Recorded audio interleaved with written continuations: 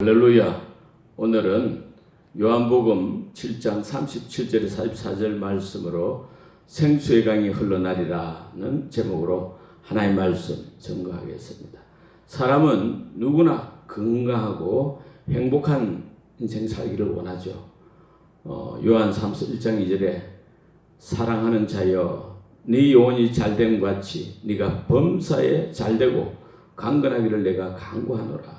하나님께서도 우리 모두 영혼 잘됨 같이 모든 일이 잘되고 강건해지기를 원하신 줄 믿습니다. 모든 생명체 어떻습니까? 양식을 먹어야 본질적으로 그 생명을 유지하고 살아갈 수 있습니다. 생명체에 따라 그 먹는 것이 다 똑같은 건 아니죠. 예를 들면 손을 풀 먹어야 하고 송충이는 솔잎을, 누에는 뽕잎을 먹어야 살아갈 수 있습니다. 만약에 송충이가 솔잎 외에 이 누에가 뽕잎 외에 다른 것을 먹으면 건강하지 못하고 죽게 될 수도 있습니다. 우리 인간 어떻습니까? 어떤 존재입니까? 창세기 2장 7절에 여호와 하나님이 흙으로 사람을 지으시고 생기를 그 코에 불어넣으시니 사람이 생명이 된지라 했습니다. 그러니까 흙과 생기, 즉 하나님의 생기로 만들어진 생명이라는 것입니다. 영혼과 육체로 되어 있는 영적인 존재인 것입니다. 겉으로 보기에는 다른 동물과 같은 사람도 동물이죠. 그러나 사람은 이성 없는 짐승, 영이 없는 그런 다른 동물과 다르게 육체적인 존재가 아니죠. 영적인 존재인 것입니다. 사람은 물론 보이는 이 물질, 육체 생명은 근본이 흙에서 왔기 때문에 흙에서 나는 그 채소, 고기, 생선, 과일, 물 등을 먹고 마시고 이렇게 살아갈 수 있습니다. 만약에 안 먹으면 어떻게 됩니까? 배고프고 아프고 병들어 죽죠. 육체를 위해 잘 먹어야 건강한 육체를 가지고 건강하고 행복한 인생을 살 수 있습니다. 육체 건강을 위해서는 무엇보다도 물이 중요하다고 그러네요. 동의보감을 쓴 허준 이런 말을 했어요. 사람의 생명은 물에 달려있다. 사람마다 건강과 수명이 왜 다른가? 중요한 원인은 마시는 물에 달려있다라고 말했습니다. 육체의 건강 원칙이 뭐라고요? 물, H2O. 물이 육체 건강에 가장 중요하다는 거죠. 왜 중요하냐면 인간의 몸은, 이 육체는 대부분 물로 되어 있기 때문입니다. 인간 시작이 뭡니까? 수정란 아닙니까? 수정란의 그 97%가 물로 되어 있고, 신생아는 80% 물로 되어 있고, 청년 70% 물, 노인은 50%가 물로 되어 있다고 합니다. 우리가 물을 마신 지 30초 후에 혈액에 도달하고, 1분 후에 뇌세포와 생식기에 도달하고, 10분 후에는 피부에, 20분 후에는 장기에, 30분 후에는 사람의 몸, 인체 모든 부분에 흡수된다고 합니다. 그러므로 우리는 좋은 물 마셔야 되겠죠. 어떤 물이 좋은 물입니까? 육각수라네요. 자연 미네랄, 알칼리, 환원수, 끓인 물보다도 생수가 더 좋다고 합니다. 아침에 자고 일어나서 육각수 물 식사 전에 또 30분 그 한 컵씩 알칼리 그 환원수 이 물을 잠자기 전에 한 2컵 또 좋은 물을 많이 마시라는 거죠. 모든 질병, 성인병 주 원인이 뭐냐면은 어떤 분은 몸에 노폐물 때문이라고 그러고, 또 암세포 발생 근본 원인이 의사들 대부분이 일반적으로 그러잖아요. 스트레스라고. 일본 아이하라 박사는 산성 체질 때문에 암이 발생한다고, 독일 바르버그 박사는 산소 부족 때문에, 한국의 전무식 박사는 암이 발생한 함부의 물 구조화, 육각수가 파괴되는 현상에서 발생한 질병이 암이다 그랬습니다. 그러니까 물이 이 산소와 영양물질의 운반을 쉽게 하고 신진대사를 촉진시키기 때문에 물이 육체에 좋다는 거죠. 그래 노폐물을, 질병 원인이 그 노폐물을 배출을 활발하게 시킨다는 거죠. 결국 육체적 건강을 위해서는 무엇보다도 친환경적 좋은 음식을 먹고 또 좋은 물을 많이 마시라는 말이죠. 인간은 어떤 존재라고요? 인간은 영혼과 육체로 되어 있는 그 영적인 존재다. 그래서 육체의 건강도 중요하죠. 눈에 보이는 육체. 그보다도 더 중요한 것은 영혼의 건강인 줄 믿습니다. 여러분은 육체적 생명보다도 영적 생명에 더 관심을 가지고 있기 때문에 오늘 또 이 예배에 참석한 줄로 믿습니다. 오늘 요한복음 7장 37절에 명절 끝날 곧 큰 날에 예수께서 서서 외쳐 가라사대 누구든지 목마르거든 내게로 와서 마시라. 나를 믿는 자는 성경의 이름과 같이 그 배에서 생수의 강이 흘러나리라. 예수께서 뭐라고 말씀하셨어요? 누구든지 목마르거든 내게로 와서 마시라. 성경의 이름과 같이 그 배에서 생수의 강이 흘러나리라 했습니다. 내게로 와서 마시라 무슨 말씀이에요? 물을 주시겠다는 거 아닙니까? 무슨 물입니까? 생수의 강. 그러니까 H2O 물질의 그 물 아니고 성령의 생수, 눈에 보이지 않고 손에 만져지지 않지만은 그 성령의 생수 39절에 있잖아요. 이는 그를 예수님을 믿는 자에 받을 성령을 가리켜 말씀하신 것이라.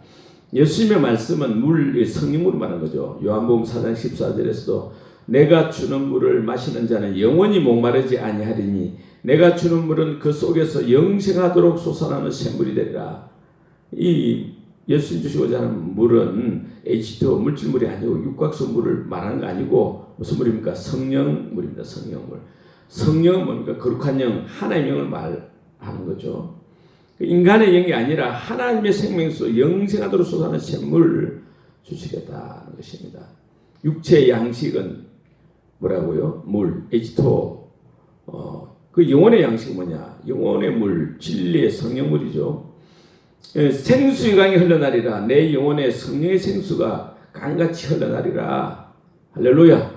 우리 인간은 육체와 영혼으로 되어 있기 때문에 물 H2O가 필요하지만 그것만 안 되고 반드시 영혼의 생수, 그 성령의 생수를 마셔야 할 줄 믿습니다. 명절 끝날 초막절 끝날이죠. 이스라엘 3대 명절 중 하나인 초막절. 7월 15일 시작해서 22일, 23일 이 축제일에 예루살렘 성전 중심으로 수많은 이스라엘 사람들이 축제를 즐기고 초막절에 헌수식에 제사장들이 실로암 연못에서 물을 길어다 제단에 붓는 의식이 헌수식인데 이 초막절에 출애굽한 이 백성들이 가나안 땅을 향해 가다가 광야길로 인해 가지고 지친 백성들에게 광야에서 생수를 예비하신 하나님의 능력을 기념하는 예식이죠. 그런 축제의 날에 끝날에 큰 날에 예수님께서 외쳐 가라사대 누구든지 목마르거든 내게로 와서 마시라. 왜 예수님이 초막절 날에 이런 말씀하십니까? 이 초막절 축제 잔치를 한다고 해가지고 우리 영혼을 만족시킬 수 없다 이 말씀 아니겠습니까? 육체적 만족을 누린다 해가지고 그것이 영혼의 만족까지 되는 건 아니다는 거죠. 이 초막절은 하나의 그림자고 예표 아닙니까?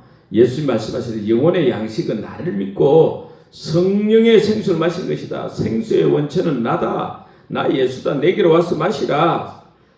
그를 믿는 자에 받을 성령 39절에 예수를 믿는 자 성령의 선물을 받는 성령의 생수를 받게 된다는 거예요. 누가 성령의 생수를 마시게 되는가? 먹게 되는가? 38절에 나를 믿는 자는 예수를 믿는 자는 그 예수님을 그리스도로 하나님 아들 그리스도로 믿는 자 말하는 거죠. 예수님을 단순히 선지자나 뭐 4대 성인 중에 하나 정도면서 안 됩니다. 다윗의 씨로 베들레헴에서 탄생하신 예수님을 그리스도 곧 메시아 하나님 아들로 믿어야 되겠죠. 다니엘서 9장 25절에 기름 부음을 받은 자 메시아 곧 왕 지극히 거룩한 이 하늘나라의 왕 하나님의 아들 성자 하나님 임마누엘 하나님 예수님이 곧 십자가에 죽으시고 부활하심으로써 하나님 아들로 인정되신 즉 성자 하나님으로 인정되신 예수님을 그리스도로 하나님 아들로 믿어야 성령받는다는 겁니다. 나를 믿는 자의 의미는 뭡니까? 요한복음 1장 12절에 영접하는 자 곧 그 이름을 믿는 자들에게는 하나님의 자녀가 되는 권세를 주시는 예수님을 하나님 아들 그리스도로 믿는 자는 마음에 예수님을 나의 주 나의 하나님을 믿고 영접해야 된다는 거죠. 예수님을 진실로 자기 주인으로 하나님으로 영접하는 자에게는 성령이 함께 해주시는 것입니다. 예수님을 한마디로 말하면 예수님 메시아 그리스도로 믿는 우리에게 성령이 함께 하신 줄 믿습니다. 성령이 계시네 할렐루야 함께 하시네 좁은 길을 걸으며 밤낮 기뻐하는 것 주의 영이 함께함이라. 예수를 믿는 줄로 영접한 줄로 믿습니다. 예수를 믿고 영접한 사람은 또 계속적으로 예수님을 믿어야 됩니다. 그럴 때 영혼의 양식 계속적으로 먹게 되는 셈이고 그래서 우리가 행복하게 살아갈 수 있는 것입니다. 문제는 영혼의 양식, 이 영혼의 생수를 계속해서 안 먹으면 안 마시면 어떻게 됩니까?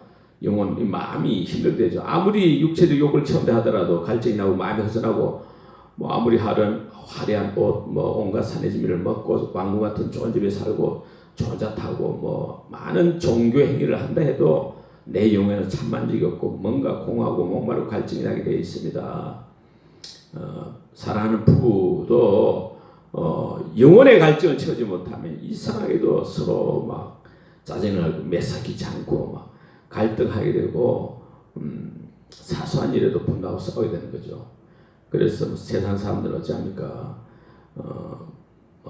술, 담배, 도박 게임, 드라마, 취미생활 등으로 문제를 해결하려고 하지만은 사실 영혼의 문제는 물질 세계 이 물질로 이 세상 것으로 세상에 아무리 좋은 것이라도 내 영혼의 문제를 해결시킬 수 없는 거죠. 안 그렇습니까? 마음이 아픈데 배꼽에 반창고 바른다고 낫겠습니까? 영혼의 문제는 육체적인 것으로 해결할 수 없습니다. 그러므로 어떻게 해야 됩니까? 나를 믿는 자는 성령의 생수가 강같이 흘러나리라 말씀하신 예수님 말씀대로 예수님을 계속적으로 믿어야 할 줄 믿습니다. 그래서 계속해서 성령의 생수 그 강이 충만하게 흘러나는 삶 이것보다 더 좋은 건 없습니다. 베니힌도 그랬죠. 세계적인 치유사역자입니까? 성령 충만 받는 것이 중동의 모든 유전보다도 훨씬 낫다 했습니다. 계속해서 성령의 생수의 강이 우리 속에서 흘러나야 될 줄 믿습니다. 계속해서 이 성령의 생수 강이 충만하게 흘러나가면 어떻게 되냐? 나를 믿는 자는 믿는 자가 아니라 믿는 자 계속적으로 믿어야 되는 거죠. 날마다 계속해서 말씀이 육신되신 예수 그리스도를 믿고 의지해야 됩니다. 예수 그리스도를 믿는 믿음의 사람이 되면 무엇보다도 먼저 말씀의 사람, 믿음의 사람이 되어야 됩니다. 로마서 10장 17절에 믿음은 들음에서 나며 들음은 그리스도의 말씀으로 말미암아 느니라. 그러니까 세상 의지하지 말고 물질 의지하지 말고 돈 의지하지 말고 사람 의지하지 말고 내 경험 의지하지 말고 오직 예수님만 계속 믿고 의지해야 됩니다. 예수님께서 나를 온전히 주장하고 통치하고 다스려주시도록 그래야 될 줄 믿습니다. 그 말씀 충만해야 될 줄 믿습니다. 뿐만 아니라 무엇보다도 또 기도를 계속 힘써야 합니다. 사도행전 4장 31절에 빌기를 다음에 모인 곳이 진동하더니 무리가 다 성령이 충만하여 담대히 하나님의 말씀을 전하니라. 누가복음 11장 13절에도 구하는 자 계속 기도하는 자에게 성령을 주시지 않겠느냐. 계속 기도하면 하나님께서 천부 하늘 아버지께서 우리에게 성령 충만을 해주신 줄 믿습니다. 성령의 생수가 계속해서 가물처럼 흘러나면 우리 삶에 어떤 축복이 임합니까? 사도행전 10장 38절에 하나님이 나사렛 예수에게 성령과 능력을 기름 붓듯 하셨음에 저가 두루 다니시며 착한 일을 행하시고 마귀에 눌린 모든 자를 고치셨으니 이는 하나님이 함께 하셨습니다.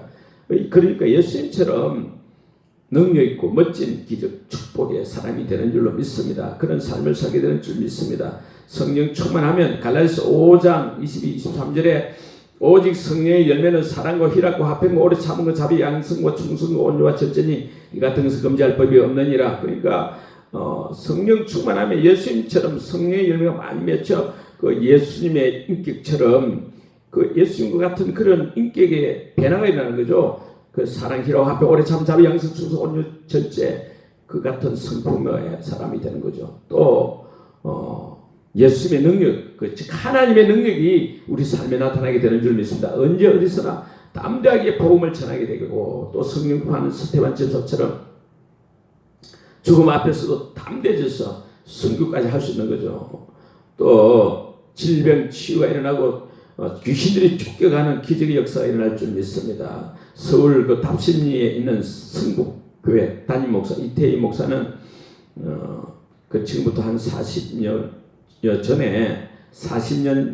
전에 그 목회일로 가지고 과로해가지고 어느 날 눈이 막 황달이 되고 얼굴이 검게 변화되는 거예요. 병원에 갔더니 간경화라는 것입니다. 전주 예수병원에 입원해가지고 이제 치료를 받는데 그때 이태희 목사님은 이제 자기 아내 사모에게 야 내가 젊었을 때 못된 짓을 많이 해가지고 이 죄값을 이제야 받는 것으로 그동안 내가 당신 마음을 아프게 했다면 용서해 주세요 하면서 그 빌더랍니다.